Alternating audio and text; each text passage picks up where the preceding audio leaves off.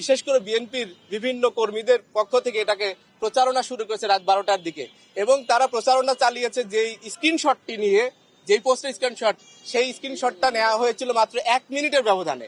So এক মিনিটের ব্যবধানে স্ক্রিনশট নিয়ে সেটা এই সময় চালিয়েছে। সো আমরা বুঝতে পারি এই সব জিনিস তাদের মানে প্ল্যান রয়েছে, তারা করেছে। তারা এই আইডি পাসওয়ার্ডটা চেঞ্জ করে নাই। আপনারা জানেন সেশন যদি হ্যাক করে তাহলে পরে এটা আইডি পাসওয়ার্ড ওখানে মানে যে কোনো সময় তারা এই ডিভাইসের মধ্যে ঢুকতে পারে। তারা হয়তোবা এইটাই করেছে যে পাসওয়ার্ড না চেঞ্জ করে তারা নিজেরা এবার রেখেছে যে পরবর্তীতে জামাত ইসলামীকে দোষারোপ করা যায়, মিথ্যা অপবাদ দেওয়া যায়। আমরা মনে করি সে অপবাদ দেওয়ার জন্যই তারা এটা করেছে। আপনারা জানেন বাংলাদেশ জামাত ইসলামীর সম্মানিত আমির ডাক্তার শফিকুর রহমানের যে ভেরিফাইড টুইটার আইডি তথা এক্স হ্যান্ডেলটি রয়েছে, সেটা গত 31শে জানুয়ারি বিকেল 4টার পর হ্যাকারদের কবলে পড়ে এবং তারা সেখানে 4:37 একটি অনাকাঙ্ক্ষিত একটি পোস্ট সেখানে পোস্ট করে এবং সেটা কেন্দ্রীয় আইটি টিম সেটা কিছুক্ষণের মধ্যেই 4:55 সেটা বুঝতে পারার পরে খোঁজখবর নিয়ে আমরা যারা এই আইডি পরিচালনা করার সাথে যুক্ত তাদের সাথে খোঁজখবর নিয়ে আমরা জানতে পারি, বুঝতে পারি যে আইডিটি হ্যাকারদের কবলে পড়েছে এবং হ্যাকাররা এই পোস্টটি করেছে। তাৎক্ষণিকভাবে উদ্যোগ নেওয়ার মধ্য দিয়ে 5:09 এই আইডির পাসওয়ার্ড চেঞ্জ করার মধ্য দিয়ে এটা পূর্ণ নিয়ন্ত্রণ আবার আমরা ফেরত পেতে সক্ষম হই।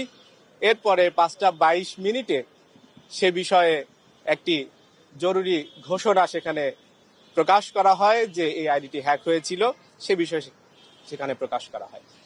তো এরপরে আপনারা জানেন যে তারপরের সেই রাতেই সেই পরপর যে রাত, সেই রাতে 3:30টার দিকে আমরা থানাতে জিডি করি এবং পরের দিন সকালে সংবাদ সম্মেলনে সাংবাদিকদের মাধ্যমে জাতির কাছে সে বিষয়টা তুলে ধরা হয়। আমরা সারা রাত ধরে যেই পর্যালোচনা করেছি, আমরা যে দেখার চেষ্টা করেছি কোত্থেকে কিভাবে এই হ্যাকিংটা হলো, সে বিষয়গুলো আমরা পরের দিন সকালে সাংবাদিকদের মাধ্যমে জাতির কাছে পেশ করি। বিস্তারিত আমরা সে প্রেজেন্টেশন দিয়েছিলাম।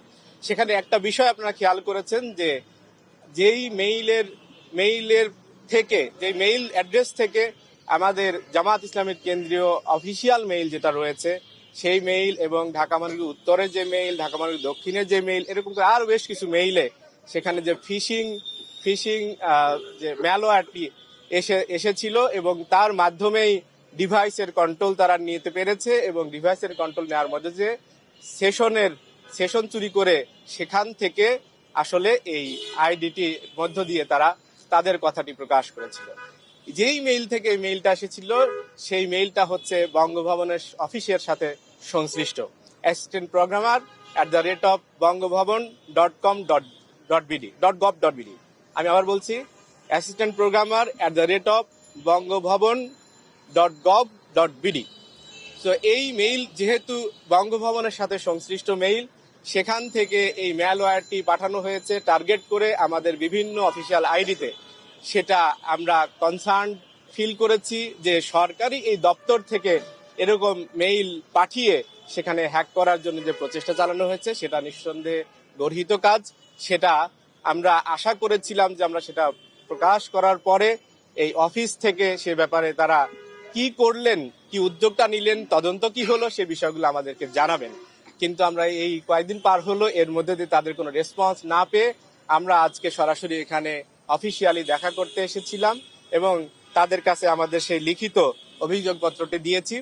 আমরা এখানে দেখা করতে আসার পরে এখানে মহামান্য রাষ্ট্রপতির সামরিক সচিব major general Mohammad Adil Chowdhury NDC-PSC তিনি আমাদের সাথে কথা বলেছেন।